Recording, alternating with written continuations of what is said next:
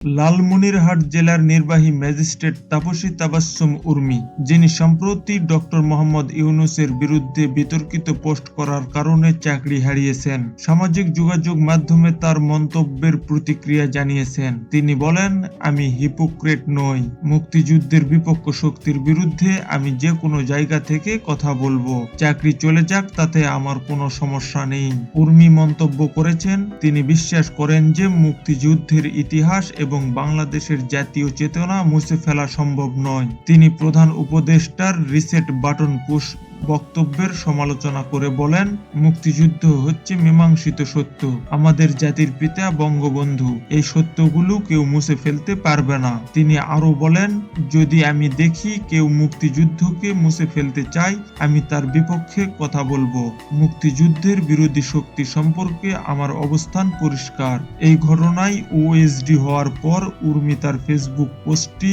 Only me করে রেখেছেন। তিনি জানান, তিনি যে মন্তব্য করেছেন তা রাজনৈতিক পদমর্যাদা নির্বিশেষে বলতেন। তার ভাষ্য, আমি দায়িত্বশীলতার সঙ্গে বলছি, মুক্তিযুদ্ধের পক্ষে শক্তি হিসেবে আমি এটি বলি, আমাদের দেশের জন্য, আমাদের ইতিহাসের জন্য।